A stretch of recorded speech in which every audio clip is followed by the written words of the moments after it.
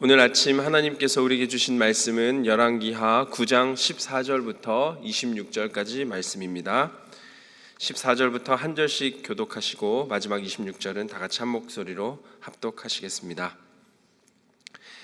이에 님시의 손자 여호사밧의 아들 예후가 요람을 배반하였으니 곧 요람이 온 이스라엘과 더불어 아람의 왕 하사엘과 맞서서 길르앗 라못을 지키다가 아람의 왕 하사엘과 더불어 싸울 때에 아람 사람에게 부상한 것을 치료하려 하여 이스라엘로 돌아왔던 때라.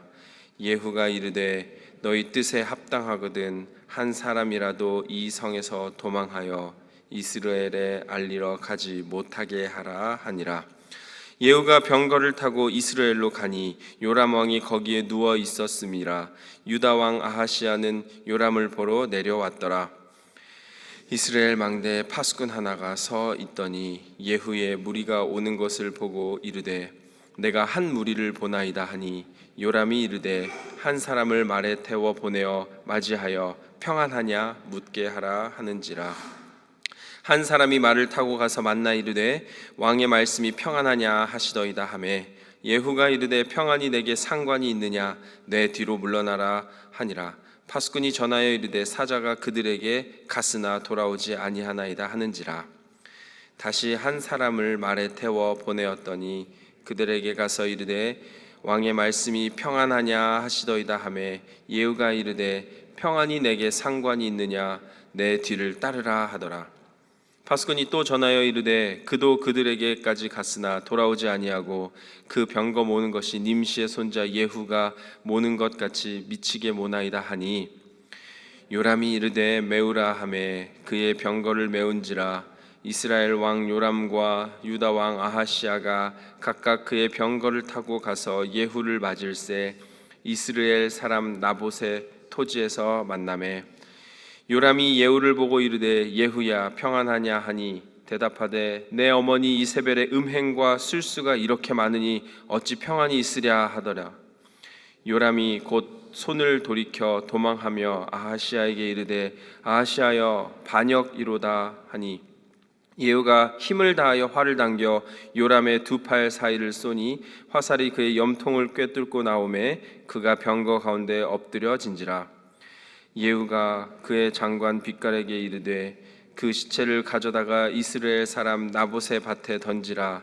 내가 기억하려니와 이전에 너와 내가 함께 타고 그의 아버지 아합을 쫓았을 때에 여호와께서 이같이 그 일을 예언하셨느니라. 함께 읽겠습니다. 여호와께서 말씀하시기를 내가 어제 나봇의 피와 그의 아들들의 피를 분명히 보았노라.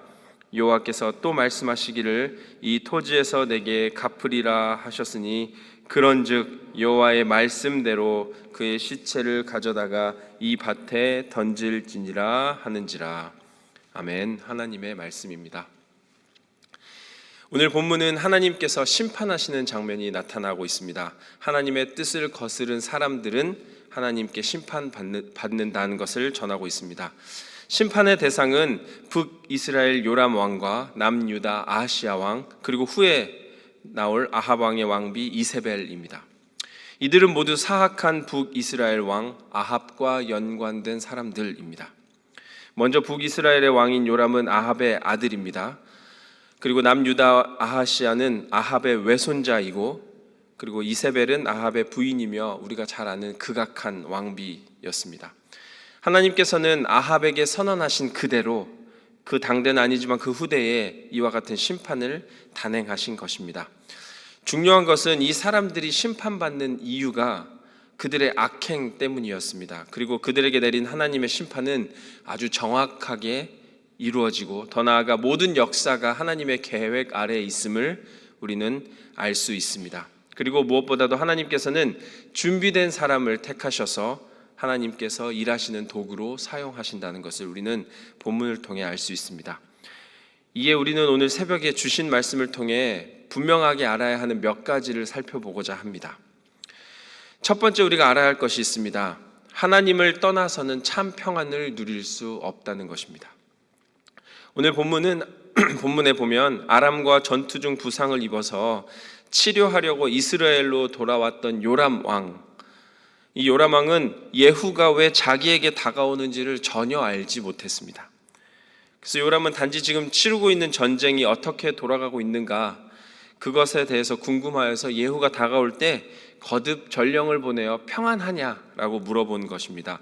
이 평안하냐라고 묻는 것은 이 전쟁 상황이 어떻게 잘 돌아가고 있는지를 이기고 있는지 지고 있는지에 대해서 물어보는 것입니다. 그런데 오늘 본문을 잘 읽어보면 사실 요람 왕이 물어봐야 할 참된 평안함이 따로 있었습니다. 예후가 말한 것처럼 음행과 술수가 많은데 어찌 평안할 수 있느냐.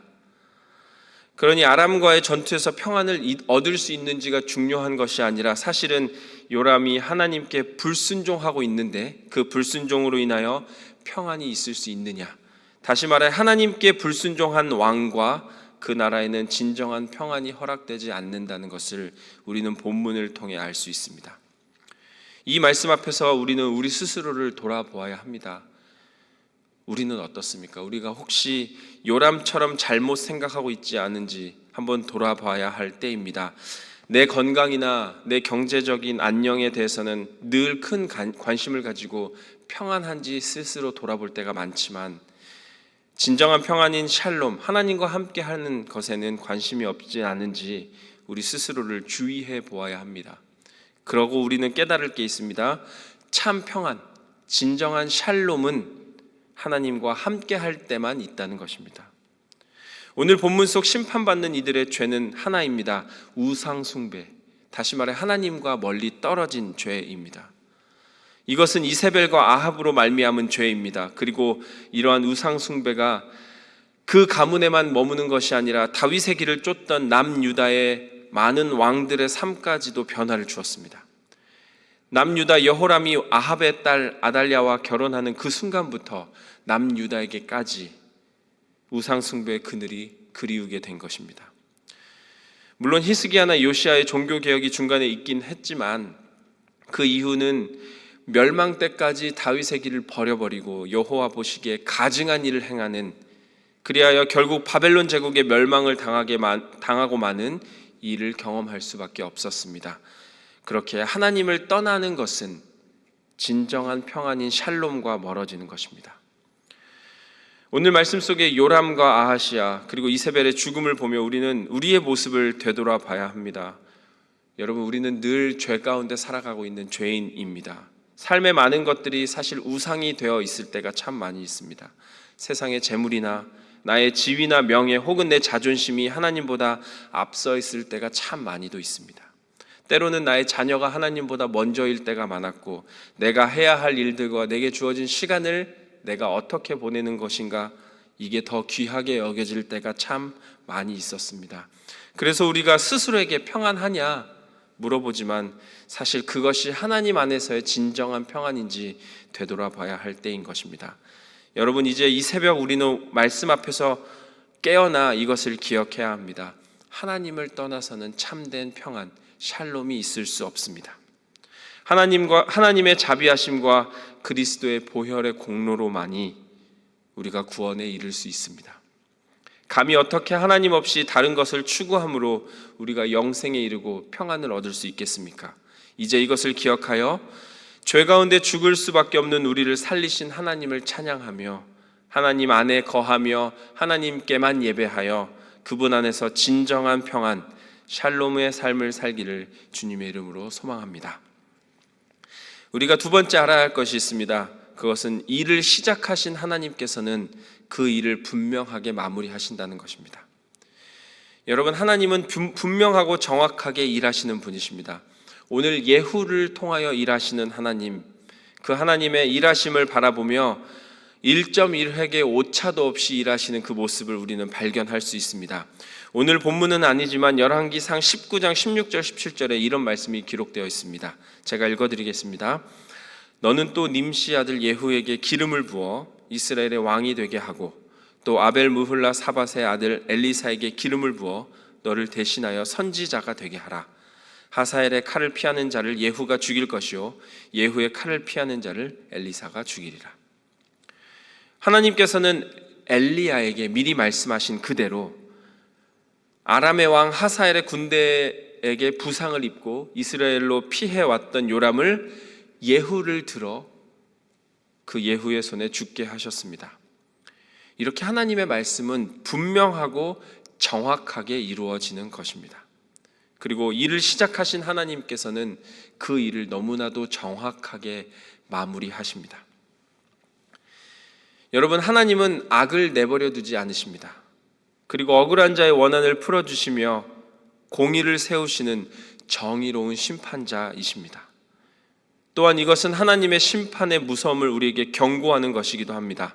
하나님께서는 우리를 너무나 사랑하시기 때문에 지금 무던히도 참고 계시지만 일단 하나님의 심판이 시작되면 그 아무도 심판을 막을 수 없고 하나님은 분명하게 마무리하실 것입니다. 그러니 오늘 새벽 우리는 분명하게 기억해야 합니다. 주님께서 이 땅에 다시 오실 그 마지막 심판의 때를 한 번 더 생각해야 할 때입니다. 그러므로 그날이 오기 전에 서둘러 우리는 주님 앞으로 참회하며 나와야 할 마음을 가져야 할 것입니다. 이를 신약의 광야에 외치는 소리라 불리는 세례 요한은 이렇게 분명하게 전합니다. 마태복음 3장 2절에 회개하라 천국이 가까이 왔느니라 하였으니, 일을 시작하신 하나님은 분명하고 정확하게 그 일을 마치시는 분이심을 오늘 새벽 한 번 더 기억해야 할 줄로 믿습니다. 그리고 우리는 그 앞에 정직히 행하여 하나님 앞으로 참회하며 나와야 할 것입니다. 우리가 마지막으로 알아야 할 것이 있습니다. 우리는 하나님의 일하심, 그 복음에 참여해야 한다는 것입니다. 그것도 열정을 가지고 즐겁게 참여해야 합니다. 제가 지금 방금 전에 하나님께서 심판자 되신다고 하셔서 조금 두려워할 수도 있습니다. 하지만 여러분, 두려워만 하실 것이 아닙니다. 사실 하나님께서 일하신다는 것은 우리에게 기쁜 소식, 다시 말해서 복음입니다. 하나님께서 예후를 통해 심판하신 것처럼 우리에게는 예수 그리스도를 보내주셔서 구원의 길을 열어주셨습니다. 그러니 우리는 이제 열정으로, 기쁨과 즐거움으로 하나님의 일하심에, 다시 말해 그 복음에 참여해야 합니다. 오늘 본문을 보면 예후는 굉장히 열정적인 사람이었던 것 같습니다. 오늘 본문 열왕기하 9장 20절을 한번 같이 읽어보도록 하겠습니다. 9장 20절 말씀입니다.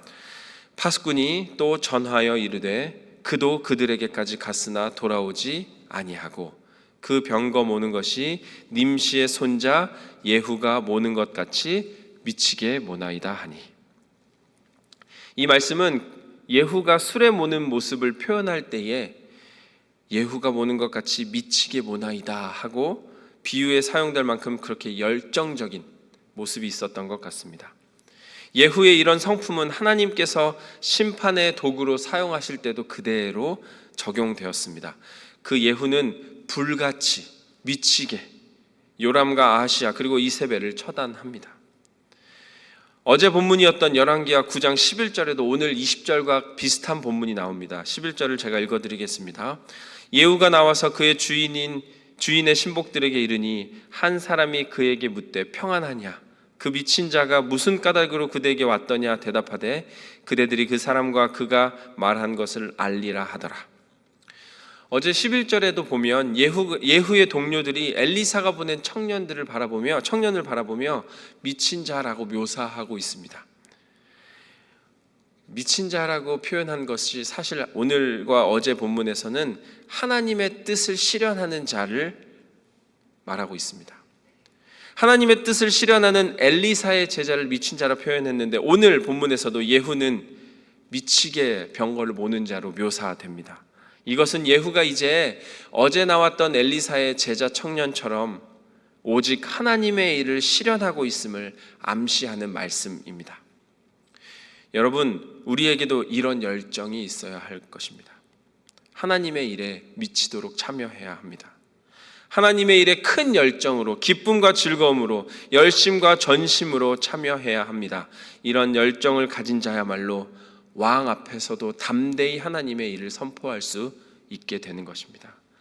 오늘 본문 21절에 직접 말을 타고 나와 자신에게 평안을 묻는 요람 왕 앞에서 떨지 않고 하나님의 말씀을 담대하게 선포하는 예후의 모습을 보면서 하나님께서 함께 하심이 분명하면 그 누구 앞에서도 담대할 수 있다는 것을 우리는 알게 되는 것입니다. 하나님께서 주시는 확신은 온 세상을 압도하는 성도의 힘이 되는 것입니다. 그러니 하나님께서 함께 하심을 확인한 예후가 시종일관 담대히 자신의 일을 수행하면서 마치 미친 사람처럼 행동하지만 사실은 하나님께 충성하는 사람은 마치 미친 사람처럼 보이지만 담대히 하나님의 일을 행할 수 있음을 우리가 깨달아야 할 줄로 믿습니다. 여러분, 우리도 하나님께 미치도록 충성하기를 바랍니다. 그리하여 하나님께서 일하시는 그 일하심에 즐겁고 기쁘게 참여하는, 하나님의 복음의 경륜에 참여하는 저와 여러분이 되기를 간절히 축원합니다. 아멘. 말씀을 정리하겠습니다. 오늘 본문은 한마디로 예후를 통해 심판하시는, 일하시는 하나님에 대한 기록입니다. 우리는 이 말씀 앞에서 하나님을 떠나서는 참된 평안을 얻을 수 없고, 일하시는 하나님은 분명하게 그 일을 마무리하시는 분이시며, 우리 또한 하나님의 일하심에 미치도록 기쁘고 즐겁고 온 열정을 다해 참여해야 한다는 것을 다시 한번 마음에 새기기를 바랍니다. 하나님께서는 계획이 있으시고 그분의 방법에는 추진력이 있습니다. 그리고 그 일을 확실하게 이루십니다. 이제 우리도 그 복음에 참여하기를 주님의 이름으로 간절히 축원합니다. 아멘.